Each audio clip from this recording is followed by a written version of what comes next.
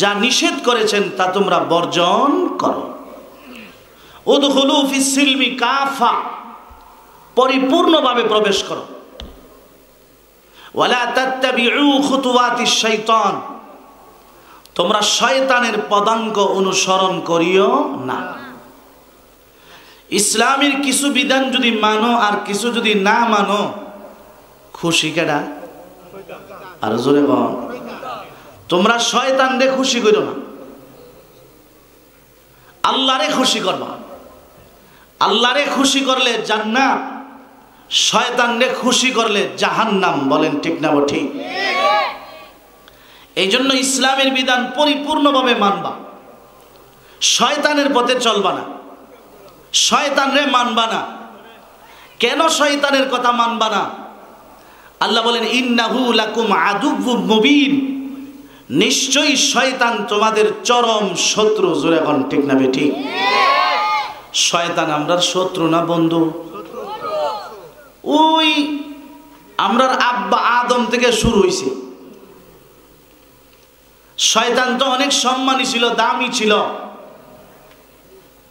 আমরার আদি পিতা আদম আলাইহিস সালামকে সেজদা না দেওয়ার কারণে শয়তান বিতাড়িত হয়েছে, চিরদিনের জন্য অভিশপ্ত হয়েছে। ঠিক না ঠিক?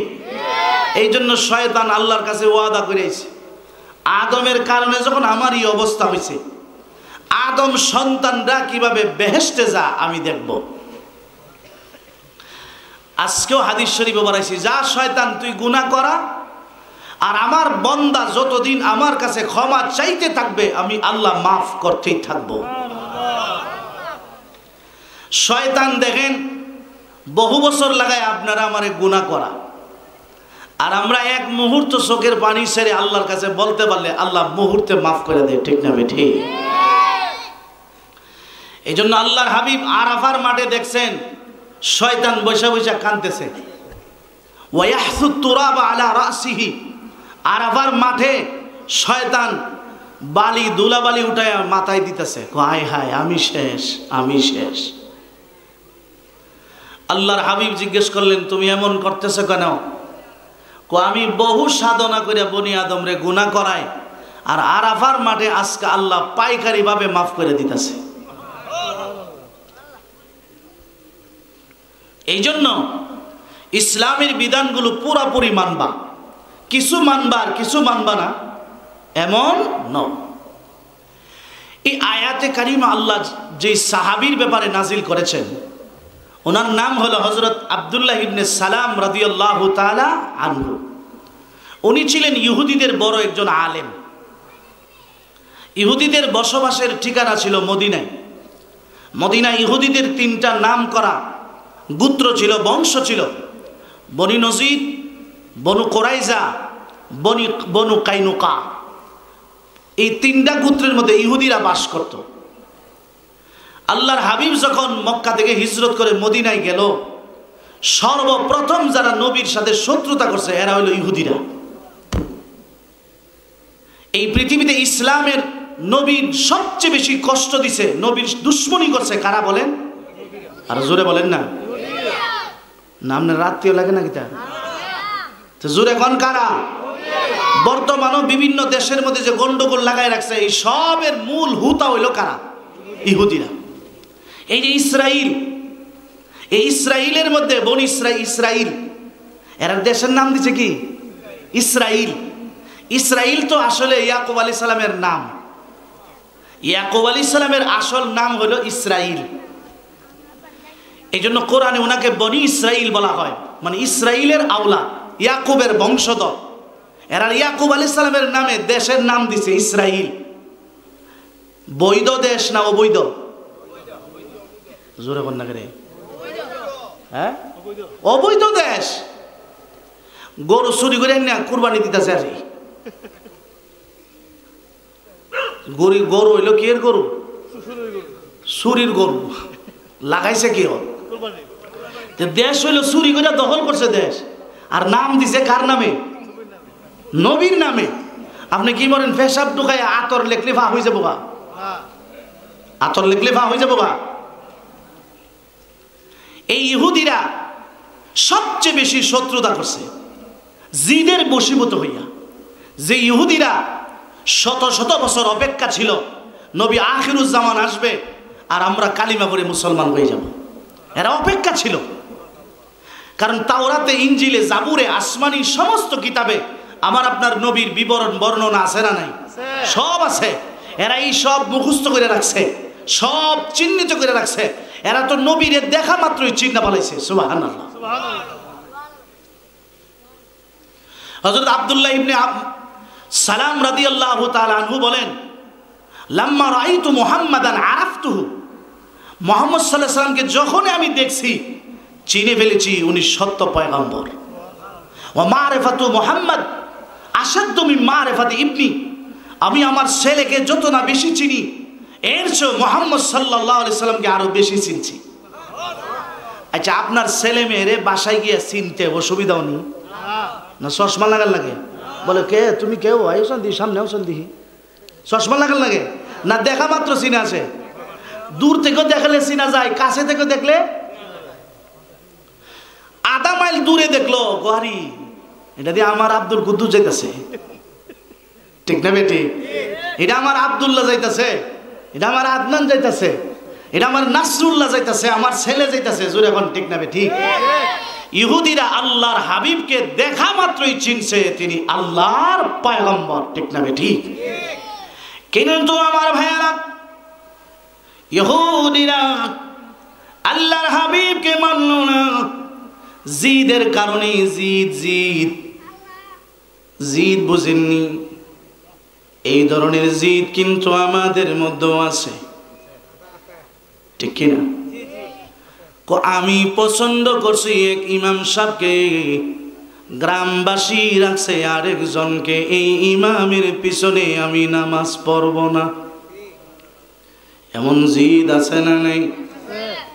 ইহুদিরা ডাক দিয়া বলে, সমস্ত পয়গম্বর ইসহাক আলাইহিস সালামের বংশে আগমন করলো, কিন্তু উনি কেন ইসমাইল বংশে আসলো, আমাদের বংশ কেন এলো না?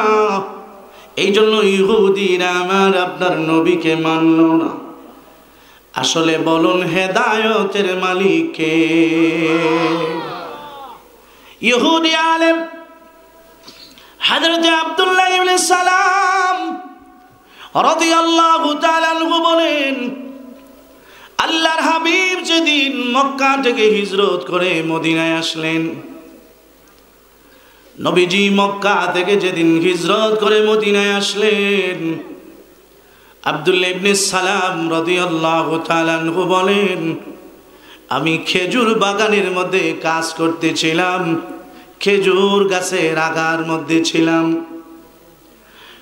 আমার ফুফি খেজুর গাছের নিচে ডাক দিয়া বললেন, বাইপু, হ্যাঁ আমার বাইয়ের ছেলে, শোনো রে,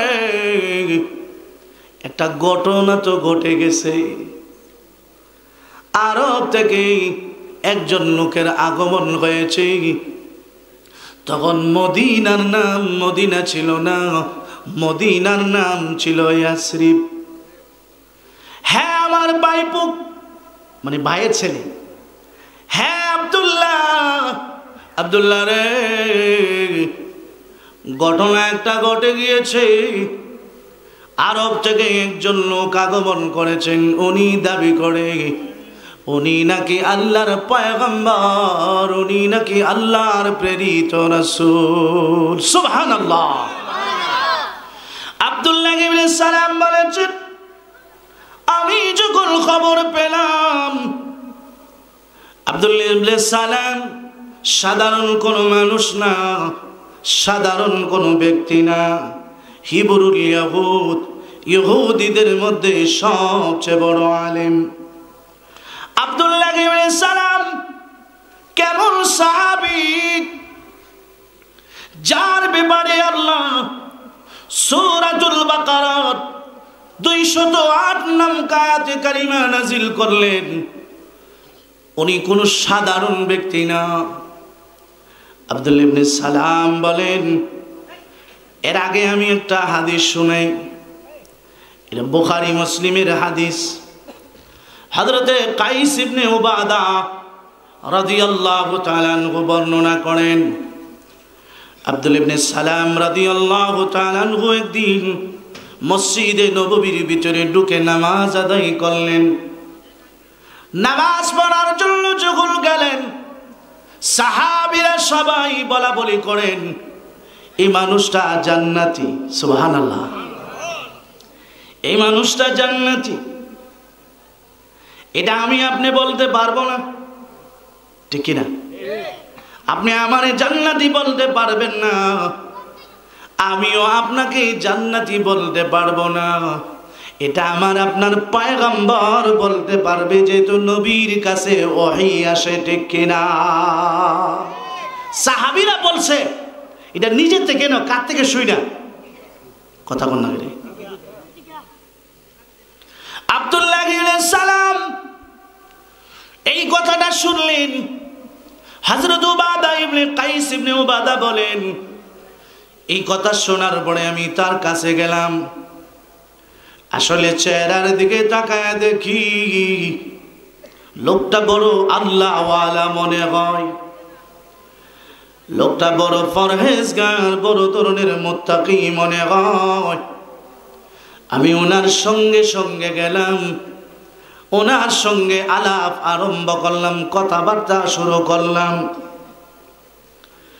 আর ডাক দিয়া বললাম, মানুষ আপনাকে জান্নাতি বলে। আব্দুল্লাহ ইবনে সালাম বলেন, যে কিছুটা জানে না এটা কারো ব্যাপারে বলা ঠিক না। তোমরা আমার ব্যাপারে এইভাবে বললে এটা ঠিক না। তবে আমার একটা স্বপ্ন শুনে নাও, যে স্বপ্নের ব্যাখ্যায় আল্লাহর হাবিব ব্যাখ্যা দিয়েছেন, মহান আল্লাহ আমাকে জান্নাত দান করবে। আব্দুল্লাহ ইবনে সালাম বলেন, আমি স্বপ্ন যুগে দেখি একটা বাগানের ভিতরে ঘোরাফেরা করতেছি, এমন সুন্দর বাগান আমার জীবনে কোনোদিন এমন সুন্দর বাগান আমি দেখি নাই। বাগানে আমি বিচরণ করি, এমনি দেখি বাগানের মাঝখানে বিশাল বড় লোহার একটা খুঁটি, বিশাল বড় লোহার একটা খুঁটি। এই খুঁটির ভিতরে একটা আংটা, একটা কড়া। এই কড়াটার মধ্যে আমি মজবুত করে ঝুলন্ত ভাবে ধরে রাখলাম। বহু কষ্ট হওয়ার পরেও এই কড়াটা আমি হাত থেকে ছাড়লাম না। আল্লাহর নবীকে যায় যখন বললাম, ইয়া রাসূলুল্লাহ, আমি এই ধরনের স্বপ্ন দেখেছি। আল্লাহর নবী বলেন, আব্দুল্লাহ, তুমি যে বাগানটা স্বপ্নে দেখেছো, এই বাগানটা হলো জান্নাত। সুবহানাল্লাহ, জোরে বলে। হ্যাঁ আব্দুল্লাহ, তুমি যে বাগান স্বপ্নে দেখেছো, এই বাগানটা হলো জান্নাত। আর বিশাল বড় খুঁটিটা যে দেখেছো, এই খুঁটিটার নাম হলো ইসলাম। সুবহানাল্লাহ, এই খুঁটিটার নাম হলো ইসলাম। এই খুঁটিটা দ্বারা অর্থ হলো ধর্ম, দিন। আর তুমি যে কড়া আংটায় ধরে রেখেছো, এর অর্থ হলো ঈমানের উপরে মজবুত। আব্দুল্লাহ, তুমি যতদিন বেঁচে থাকবে ঈমানের উপরে থাকবে, ঈমানের উপরে মরণ হবে।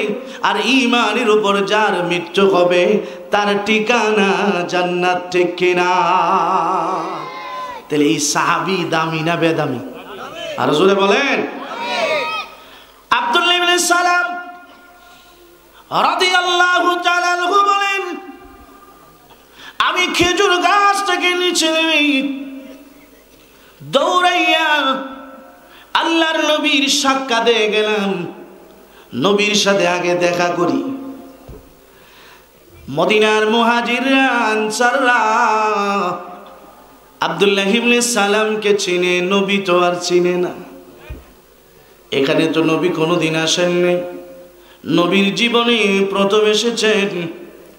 সাহাবীরা বললেন, নবী হাদা হিবরুল ইহুদ, উনি ইহুদিদের বড় আলেম, ইসমুহু আবদুল্লাহ ইবনুস সালাম, আব্দুল্লাহ ইবনে সালাম, উনি ইহুদিদের বড় আলেম। সাহাবীরা বড় সম্মানের সাথে ওনারে বসাইছে, সুবহানাল্লাহ। আপনাদের মাহফিলে যদি হিন্দু লোক আসে, তারাই দিবেন না বসাইবেন? বসাইবেন না? কিন্তু এই বলে কি আমরা যেতে পারবো? আমাদের মাহফিলে আসতে পারবে, কিন্তু আমরা যেতে না। আপনারা দুর্গা পূজা গিয়ে বীর করি যাই না নাকি? দা আপনারা যাই না, জোয়ান লাইন যাত যা যা না খালি হিন্দুরার পূজা মুসলমানের সন্তানরা গিয়া গরম করে, জোরে করে ঠিক না বেঠিক? যুবক ভাইরা, এগুলাতে যাইবা না। সেখানে তোমার ক্যামেরা হবে, ছবি হবে, আল্লাহ বেজার হবে, জোরে এখন ঠিক না বেঠিক? আওয়ামী লীগের লোক যদি বিএনপির জনসভা যা, দল থাকবো নি না? বাদ দিলাইব ও দল খরচ একটা বহিতা যদি আর কেন? তা আমরা মুসলমান হইয়া এদের কোনো ধর্মীয় অনুষ্ঠানে আমরা যেতে পারি না। যাব? খালি জায়গাটা পূরণ করে বসেন, আগায় বসেন। যুবক ভাই আগাও, আগাও, চোখর বাগাও, মুরব্বীরা কষ্ট দিও না, অসুবিধাতে যাবনেরা। হ্যাঁ, আল্লাহ আগায় বো না, আগায় বো না। আল্লাহু আকবার, সুবহানাল্লাহ, আলহামদুলিল্লাহ, ওয়ালা ইলাহা ইল্লাল্লাহ, আল্লাহু আকবার। খুব মনোযোগ। আব্দুল্লাহ ইবনে সালাম রাদিয়াল্লাহু তাআলা আনহু বলেন, আমি যখন গেলাম সাহাবীরা আমারে বড় সম্মানের সাথে বসাইলেন।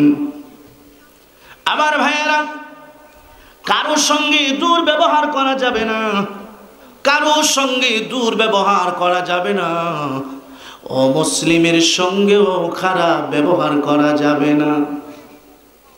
আব্দুল্লাহ ইবনে সালাম বলেছেন, আমি যা বসলাম, বসার পরে নবীজি মক্কা থেকে মদিনায় আসার পর সর্বপ্রথম যে বয়ানটা করলেন, সর্বপ্রথম যে কথাগুলো বললেন, নবীজির এক একটা কথা এত দামি। আব্দুল্লাহ ইবনে সালাম রাদিয়াল্লাহু তাআলা আনহু বলেন, নবীজির কথাগুলো শুনে আমার দিলের ভিতরে ইসলামের প্রতি আকর্ষণ সৃষ্টি হয়ে গেছে। অনেক ডাক্তারের কথা শুনলে দেখবেন রোগ অর্ধেকটা ভালো জায়গা, কথা কোন না। আবার অনেক ডাক্তারের কথা শুনলে রোগ স্ট্রোক করে না, ঠিক না? আইসেন বাপরে মাইরা লই আইসেন, কাফনে কাফন আনছেন নি? তো বাপ পুত্রে কষাই দি মেরি লেবো, হে মারবার আগে তুই তোর গলার টিপে দা মেরেলা। তো আব্দুল্লাহ ইবনে সালাম বলেছেন, নবীজি এক একটা কথা এত সুন্দর, নবীজির কথাগুলো শুনে আমার দিলের ভিতরে ইসলামের প্রতি মহাব্বত ঢুকে গেছে, ঠিক কিনা? দেখবেন অনেকের ওয়াজ নসিহত তো সবাই করে, অনেক আলেম ওলামার কথা মানুষের মধ্যে আসর করে বেশি, ঠিক না? এমন সুন্দর করে বুঝা, দাড়ি যে কামা হেও দাড়ি রেখেলা, বেনামাজিও নামাজ পড়ে, জোরে এখন ঠিক না বেঠি? বেপরদা নারীও বেপরদা করে। তা আমার আপনার নবী আব্দুল্লাহ ইবনে সালাম বলেছেন, লাম্মা কাদিমান নবী সাল্লাল্লাহু আলাইহি ওয়াসাল্লাম আল মদিনাতে জিতু, নবীজি যখন মক্কা থেকে মদিনায় আসলেন, আমি গেলাম নবীজির কাছে। ফালাম্মা তাবায়্যানতু ওয়াজহাহু আরাফতু আন্না হাযাল ওয়াজহা লাইসা বিওয়াজহিন কাযাব, নবীজির সুন্দর চেহারা মুবারক দেখে বুঝতে পারলাম এমন সুন্দর চেহারা কোনোদিন কোনো মিথ্যাবাদীর হইতে পারে না। ভাইয়ের আমার, অনেক সময় সৎ আর অসৎ, ভালো আর খারাপ চেহারা দেখলে অনেকটা মাপা যায়, জোরে এখন ঠিক কিনা? ঠিক নেই? আপনি রাস্তা দিয়ে হাঁটবেন, পুলিশ আপনাকে কিচ্ছু বলবে না, কিন্তু পুলিশের সামনে দিয়ে যখন 2 নম্বর মানুষ যা, পুলিশ দেখলেই বুঝলে গাঁজা খোরসা, ঠিক কিনা? এরার মনোবিজ্ঞান নাই, সাইকোলজি জানে, মনোবিজ্ঞান জানে। লোকটা দেখলেই বলতে পারে এটা 2 নম্বর না 1 নম্বর, জোরে এখন ঠিক না ঠিক? গাড়িটা দেখলেই কইতারে এটার কাগজের ডেট ফেল না ডেট আছে, জোরে এখন ঠিক কিনা? আমরা যে এতদিন গাড়ি লিয়ে ঘুরি, সিগন্যাল দেয় না, সিগন্যাল নেই, কিন্তু দেখেন একদিন সিলেটের মধ্যে সিগন্যাল মারছে, আসলে ডেটটা খালি একদিন শেষ হয়েছে, 2 দিন হয়েছে মাত্র গেছে, সিগন্যাল মেরে দিছে, সিগন্যাল মেরে বই দিচ্ছে। কাগজ দেখি ডেট ফেল দেখা যা, হুজুর 2 দিন দিয়ে ডেট ফেল। আমি জমা দিছি, দেখেন না ফটোকপি আছে। ও কুসু দিয়া যায়নি, ড্রাইভারে বেল বানছে না, কি বানছে না? আমরা বলি আমরা খালি নামাজ পড়ে গাড়িটা টান দিছি, বেল বান্ডার টাইমটা কই? না 10,000 টাকা মামলা না দিয়ে 2,500 টাকা দিলাই। আমি দেখেন এই গাড়িটা যে মালিকের, মালিক অ্যাক্সিডেন্ট করিয়া পুঙ্গ হয়ে গেছে গা, আপনি দেখলে বেতনের টাকাটা নিয়ে বেটার দিয়ে ফুসবেন। আরে না মামলা দিই না। যাই হোক, এরা বুঝে, জোরে এখন ঠিক না ঠিক? বুঝে। আব্দুল্লাহ ইবনে সালাম রাদিয়াল্লাহু তাআলা একজন জ্ঞানী বিচক্ষণ আলেম, আল্লাহর হাবিবের চেহারা দেখে বুঝছে তিনি আল্লাহর পয়গম্বর, সুবহানাল্লাহ। আর আমার আপনার নবীর চেহারা মুবারক এমন, শুধু নবীর চেহারা দেখা বহু কাফের কালিমা পড়ে মুসলমান হয়ে গেছে, ঠিক কিনা? আব্দুল্লাহ ইবনে সালাম রাদিয়াল্লাহু তাআলা আনহু বলেন, কানা আউয়ালু মা ক্বাল, আল্লাহর হাবিব সর্বপ্রথম যে উপদেশগুলো দিলেন, বাড়িতে কি নিয়ে যাবেন? এই কথাগুলো বাড়িতে নিয়ে যাব, এই কথাগুলো আমার আপনার জীবনে বাস্তবায়ন করব, বলেন ইনশাআল্লাহ। ইনশাআল্লাহ। এটা আমার আপনার নবীর মদিনার আগমনের পরে সর্বপ্রথম ওয়াজ। সর্বপ্রথম ওয়াজটা কেমন দামি হইব? আব্দুল্লাহ ইবনে সালাম রাদিয়াল্লাহু তাআলা আনহু চুপচাপ বসে রইলেন, আর আল্লাহর হাবিব বয়ান করতেছেন। সর্বপ্রথম যে বয়ানটা দিলেন, আল্লাহর নবী বলেন, আফশুস সালাম, আফশুস সালাম, তোমরা পরস্পরে একজন আরেকজনকে সালাম দিবা। সুবহানাল্লাহ। সালাম দিবা, আফশুস সালাম, পরস্পরে সালাম দিবা। এখন আমাদের মাঝে সালাম আসেনি, কম না বেশি? সালাম কিন্তু কমে গেছে। এই মোবাইলে সালাম খায়া লাইছে, হেলো লয়ে আইছে, ঠিক কিনা? মোবাইলটা দৌড়ি গো হ্যালো, লাগায় গো হ্যালো হ্যালো, সালাম নাই, জোরে এখন ঠিক না? আপনি রিসিভ করে সাথে সাথে বলবেন আসসালামু আলাইকুম ওয়া রাহমাতুল্লাহ। ফোন দিয়েছেন, আওয়াজ আসছে, তখনও কি দিবেন? সালাম দিবেন। ঘরে ঢোকার সময় সালাম দিবেন, ঘর থেকে বের হওয়ার সময় সালাম দিবেন। আমরা তো মনে সালাম বলি মসজিদে গেলে, সালাম হুজুরে তখন লাগে, আর কেউ সালাম নাই। বাবাও ছেলেরে সালাম দিবে, ছেলেও বাবারে সালাম দিলে তাহলে বাবা ছেলের মধ্যে মহাব্বত হবে, জোরে এখন ঠিক না ঠিক? আচ্ছা, সালাম শব্দের অর্থ কি? শান্তি। আসসালামু আলাইকুম, তোমার উপর শান্তি বর্ষিত হোক। আপনার ছেলের কি শান্তির দরকার নাই? কথা কন না গেলে কথা কও, বলে শান্তির দরকার আছে না নাই? এই জন্য বেশি বেশি করে সালাম দিব। আল্লাহর হাবিব বলেন বেশি বেশি করে সালাম দিবা। এই হাদিস শোনার পরে সাহাবাই কারাম কাজ না থাকলেও বাজারে যাইতো সালাম দিবার লাগি, কারণ বাজারে গেলে কি পাওয়া যায়? লোক বেশি পাওয়া যায়। সুবহানাল্লাহ। সালাম দিলে 90টা নেকি, সালামের জবাব যে দিবে আল্লাহ পাক তাকে 10টা নেকি দান করবেন।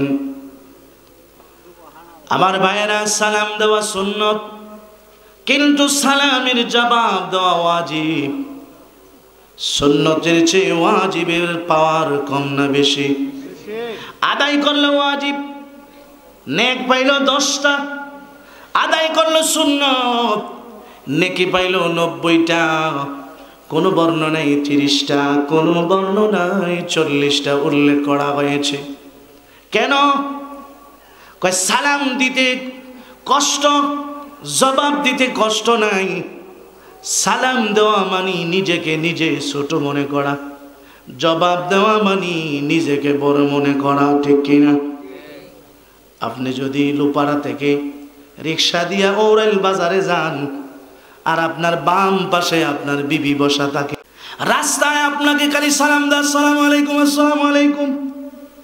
আপনি বেগমের দিকে চাকায় যাবেন, দেখছো নি আমার কত ইজ্জত, কথা কোনা গেলে সবাই আনে সালাম দেয় আমারে, ঠিক না? আমি রাস্তা দিয়ে হাঁটলে সালামের জন্য হাঁটতেই পারি না। যে সালাম দেওয়ার মধ্যে একটু নিজেকে মিটাইতে হয়, ছোট বানাইতে হয়, কিন্তু জবাব দেওয়ার মধ্যে একটা ইন্টারেস্ট দেয় না। জবাব দেওয়া ওয়ালাইকুম, ওয়ালাইকুম আসসালাম, ঠিক না বেটি?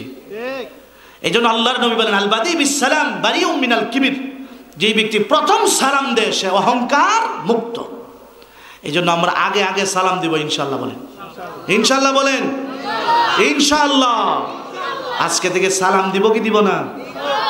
ভাইয়ের আমার, সালামের যে কত গুণ, এটা ভাষা দিয়া বলার মতো না। আমরা রাস্তায় চলি তো ডাকাইতের সাথেও দেখা হয়, পুলিশের সাথেও সময়ে সালাম দিলে ডাকাইতে আমরা ছেড়ে দেয়, আরে হুজুর আসতে আসছে, যা যাই গা হুজুর যা।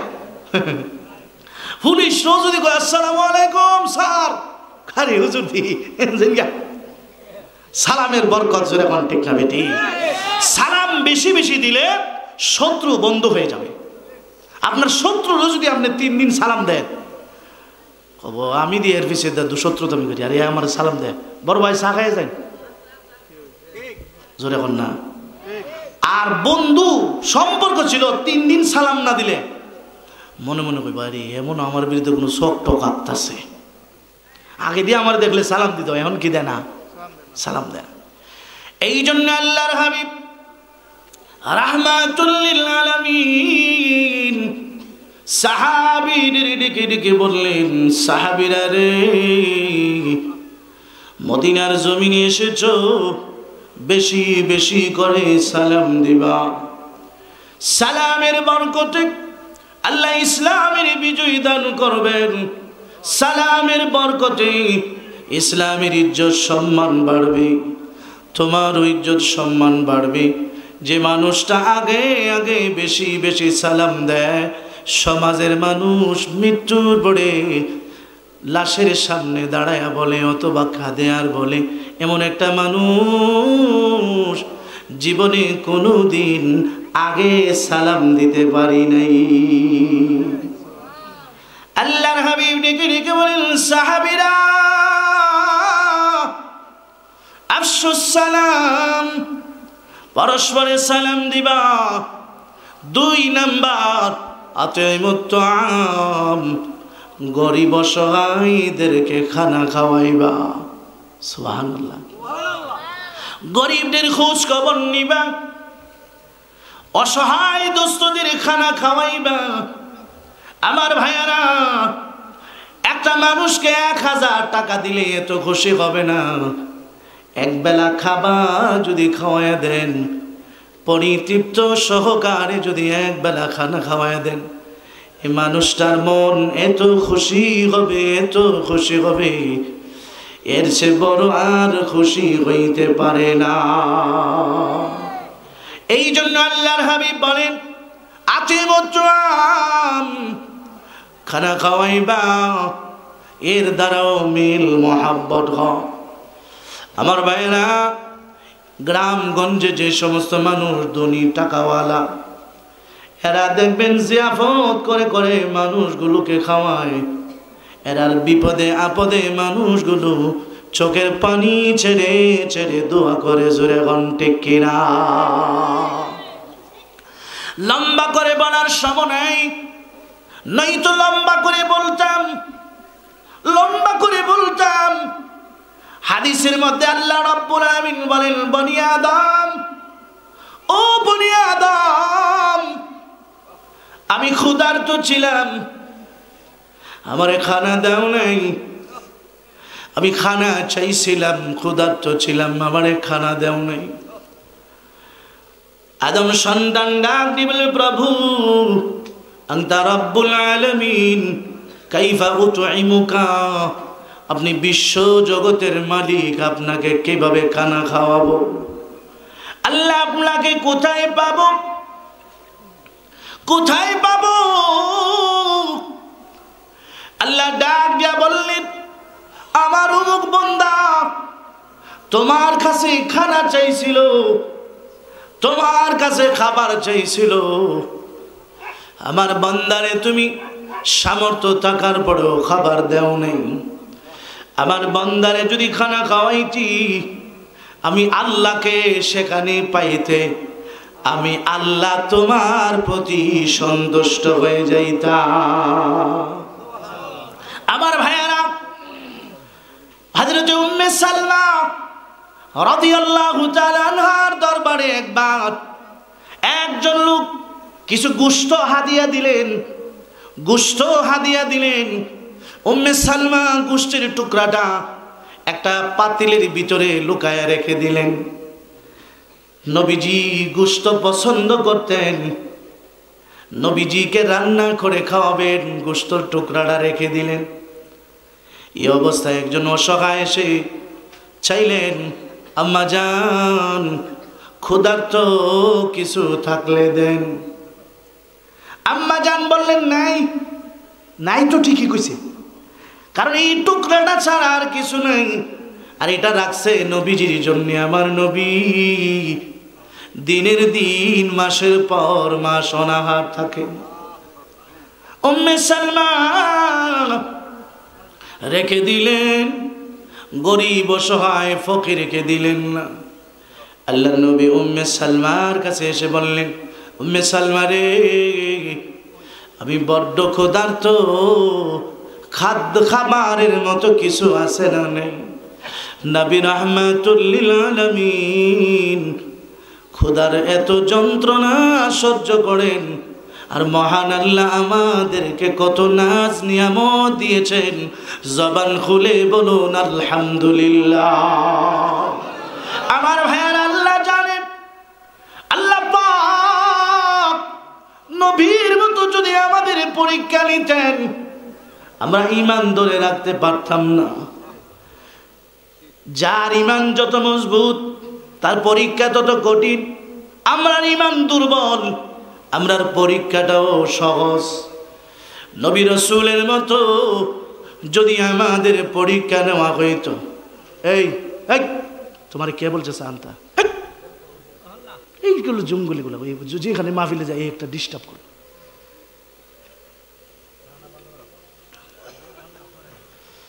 আল্লাহ বলেন, আউযু বিল্লাহি মিনাশ শাইতানির। রাগ উঠলে এই দোয়াটা বললে রাগ, আমরা কি রাগ হয়ে গেছি না? এটা ওয়াজ মানি একটা ক্লাস, ঠিক না? ক্লাসে বয়ে বয়া যদি বুট বাদাম খা, সারের ভরা খুব বুঝবো মনে কথা কন, মনোযোগ দিয়ে শুনবো ইনশাআল্লাহ। যারা যত মনোযোগ দিয়ে শুনবে, আন্তরিকতার সাথে শুনবে, মুহাব্বতের সাথে শুনবে, আল্লাহ তাকে আমল করার তৌফিক দান করবে। সাহাবীরাও তো নবীর ওয়াজ শুনতো, আমরা তো শুনি, ঠিক কিনা? সাহাবীরা মনোযোগ দিয়ে শুনতো, এই জন্য আল্লাহ এদেরকে আমল করার তৌফিক দিছে।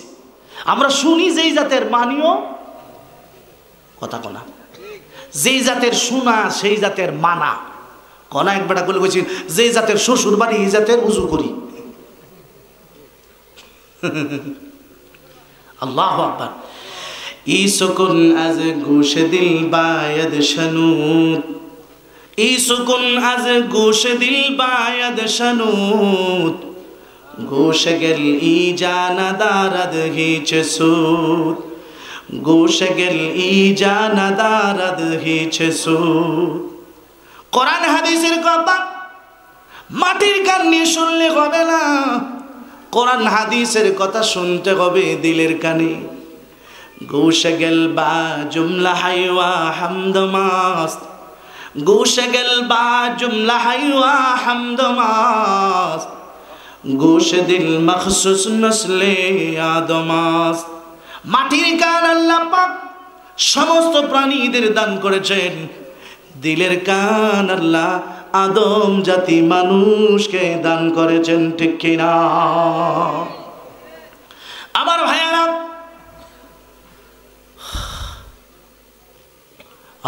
আল্লাহর নবী এসে বলেন, উম্মে সালমা খাবারের কিছু আসেনি, থাকলে দাও। উম্মে সালমা খাদেমাকে ডাক দিলেন, খাদেমা গো, ওই যে পাত্রের ভিতরে গোশতের টুকরাটা আছে নিয়ে আসো, এটা রাহমাতুল লিল আলামিনের জন্য রেখেছি। খাদেমা হাত দিয়ে ডেকে গোশতের টুকরা নেয়, সাদা পাথরের এক টুকরা। আমরা আসেননি না গেছেন গা? কিসের টুকরা? ডাক দিন নিয়ে আসো। আল্লাহর হাবিব দেখলেন, নবী বলেন, কাণ্ডটা কি এমন হলো কেন? উম্মে সালমা বলেন, নবী গো, একজন গরিব এসেছিল, চাইছিল, তারে দেই নেই। আল্লাহর নবী বলেন, গরিব রে যে দিলা না, আল্লাহ তোমার গোশতরে পাথরের টুকরা বানিয়ে দিয়েছে। এই জন্য আমার ভাইয়েরা, আল্লাহর নবী বলেন, গরিব অসহায়দেরকে খানা খাওয়াইবা, গরিবের প্রতি যত্ন নিবা, গরিবের প্রতি খেয়াল রাখবা, এতিম অসহায় ফকির মিসকিনের সাথে ভালো ব্যবহার করবা। আল্লাহ রাব্বুল আলামিন তোমার হায়াতে বরকত দিবেন, তোমার মালের মধ্যে বরকত দিবেন। জোরে এখন ঠিক কিনা? মানুষকে খাওয়াইয়া জিয়াফত কইরা গরিব হয়ে গেছে গা, এমন লোক সরাইল আসেনি? আছে গরিব হয়ে জায়গা না, দনে আরো বাড়ে, আরো বরকত হয়। জোরে এখন ঠিক না বে ঠিক? আল্লাহর হাবিব, আমার ভাইয়েরা, আপনি এক লোকমা খানা যাকে খাওয়াবেন, সে আপনার সাথে কমপক্ষে গাদ্দারি করবে, যে কোনো সময় বলবে, তোমার সঙ্গে গাদ্দারি করতে পারি না, তোমার ভাত এখনো আমার পেটে।